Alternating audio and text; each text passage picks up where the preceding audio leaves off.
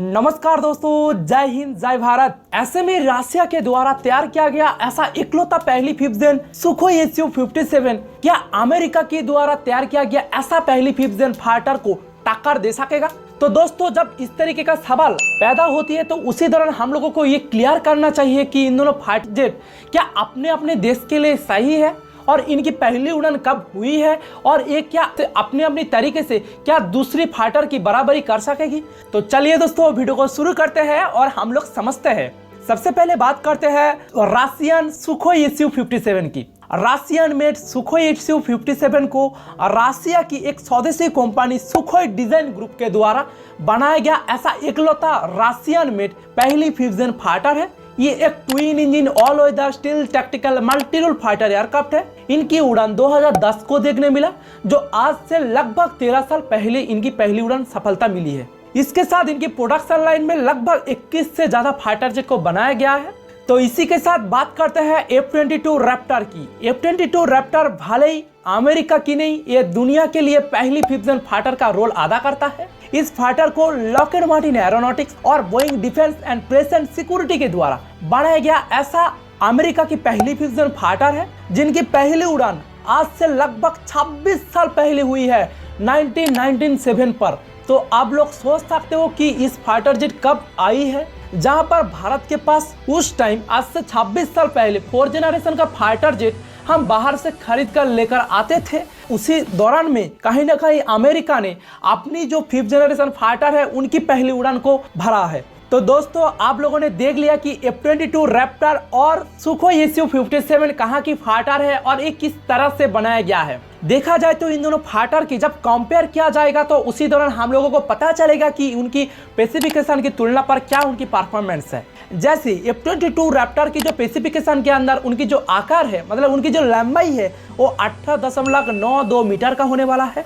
इसके साथ इनकी जो विंग स्पैन है वो 13.56 मीटर की होने वाला है। तीसरा, इनकी जो हाइट है वो 5.08 मीटर की है। इसी के दौरान इनकी जो इंजन है इसमें ट्विन इंजन का इस्तेमाल किया जाने की वजह से इसमें प्रैट एंड व्हिटनी के द्वारा तैयार किया गया Pratt and Whitney F119 PW100 का इंजन इस्तेमाल किया गया है, जिसकी ड्राई थ्रस्ट 116 किलो न्यूटन से अधिक होने के साथ इनकी आफ्टर बर्निंग जो थ्रस्ट होगा वो 156 किलो न्यूटन से अधिक होने वाला है। तो उसी के दौरान इनकी परफॉर्मेंस क्या होने वाला है। F-22 रैप्टर की जो स्पीड होने वाला है अधिकतम 2414 किलोमीटर प्रति घंटा जाने के साथ साथ वो लगभग 3000 किलोमीटर दूरी तक रेंज को कवर कर पाएगा और उसके दौरान लगभग 65,000 फीट ऊंचाई तक जाने में सक्षम है।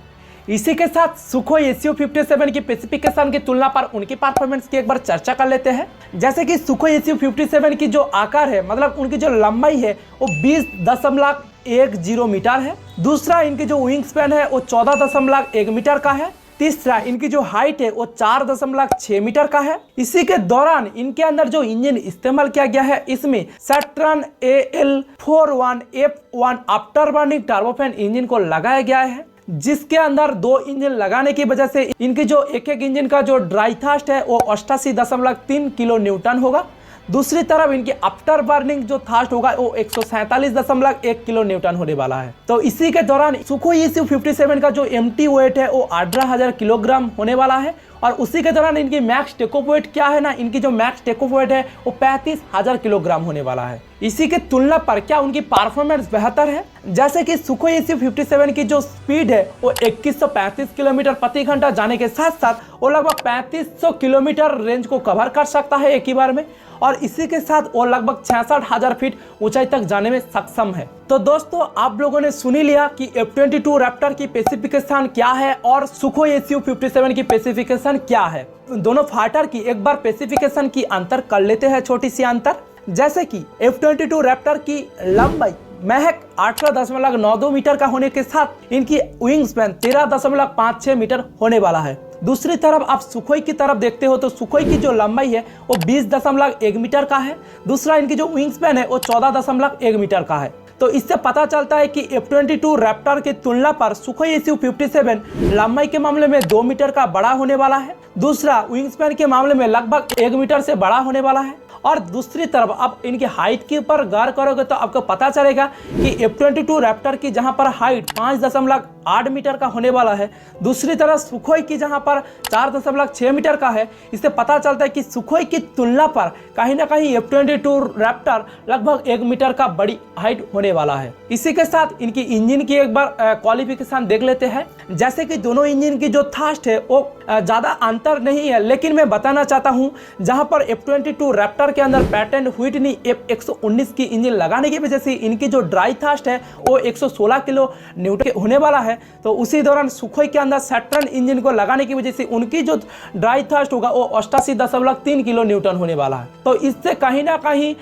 जो थ्रस्ट है ये F-22 रैप्टर की तुलना पर कहीं ना कहीं सुखोई Su-57 की जो थ्रस्ट है वो कमियां दिखाई देती है। लेकिन उनकी जब आफ्टर बर्निंग जो थ्रस्ट प्रोड्यूस कर सकेगा तो उसके दौरान आपको पता चलेगा कि इन दोनों इंजन का बराबरी क्या है। जैसे F-22 रैप्टर की आफ्टर बर्निंग जो थ्रस्ट होगा वो 156 किलो न्यूटन होगा, तो दूसरी तरफ सुखोई Su-57 का जो आफ्टर बर्निंग थ्रस्ट है वो 147.1 किलो न्यूटन होने वाला है। तो इससे पता चलता है कि F-22 रैप्टर की तुलना पर सुखोई Su-57 उनकी तुलना पर लगभग 9 किलो न्यूटन थ्रस्ट कम प्रोड्यूस कर सकता है। इसी के साथ इनकी एम्प्टी वेट की बात करते हैं। बेसिकली F-22 रैप्टर की भारी वजन जो है वो लगभग 19,700 किलोग्राम होने के साथ इनकी जो मैक्स टेक वेट है वो 38,000 किलोग्राम है। दूसरी तरफ आप सुखोई को जब देखोगे उनकी जो F-22 रैप्टर की तुलना पर लगभग 1,000 किलोग्राम वेट कम है, मतलब 1,000 किलोग्राम एम्प्टी वेट कम है, और उसी के दौरान उनकी जो मैक्स टेक वेट है वो लगभग F-22 रैप्टर की तुलना पर लगभग 3,000 किलोग्राम कम होने वाला है। इसी के साथ इनकी परफॉर्मेंस की एक बार चर्चा कर लेते हैं और इस वीडियो के लास्ट में हम आ चुके हैं। बेसिकली दोनों फाइटर जेट की जो परफॉर्मेंस के अंदर ज़्यादा अंतर तो देखने को नहीं मिलेगा, लेकिन जो भी अंतर है मैं बता देता हूँ। जैसे कि F-22 रैप्टर की जो यहाँ पर स्पीड लगभग 2414 किलोमीटर होगा, तो दूसरी तरफ सुखोई Su-57 का लगभग 2135 किलोमीटर है। तो देखा जाए तो सुखोई Su-57 की तुलना पर कहीं ना कहीं F-22 लगभग 300 किलोमीटर अधिक रफ्तार के साथ भागने में सक्षम होगा। दूसरी तरफ उनकी रेंज के तरफ गौर करोगे तो कहीं ना कहीं F-22 रैप्टर की अंदर दो फ्यूल टैंक होने की वजह से लगभग 3000 किलोमीटर दूरी तक तय कर सकती है। तो उसी दौरान सुखोई Su-57 उसकी तुलना पर दो एक्सटर्नल फ्यूल के साथ लगभग 3500 किलोमीटर जा सकती है, मतलब F-22 रैप्टर की तुलना में लगभग 500 किलोमीटर अधिक जा सकती है। इसी के साथ लास्ट में इनकी सर्विस सीलिंग की बात कर लेते हैं। हालांकि सर्विस सीलिंग जो होती है कि आसमान के अंदर कितनी ऊंचाई तक जा सकती है, जैसे कि F-22 रैप्टर की तुलना पर लगभग सुखोई Su-57 लगभग 1000 फीट ऊंचाई तक ज़्यादा जा सकती है। तो दोस्तों आप सब ने इनकी स्पेसिफिकेशन और इनकी परफॉर्मेंस के बारे में जान लिया और एक किस तरीके का फाइटर है वो भी बता दिया, और इन सभी को कैलकुलेट करके बता दिया जाए तो कहीं ना कहीं सुखोई Su-57 भले ही बड़ा साइज की फाइटर है और रशिया के अंदर आज से लगभग 13 साल पहले आया है, लेकिन उसी दौर में F-22 रैप्टर कहीं ना कहीं आज से 26 साल पहले आया है, मतलब सुखोई Su-57 की तुलना पर और 13 साल पहले इनकी पहली उड़ान भरने के साथ आई है।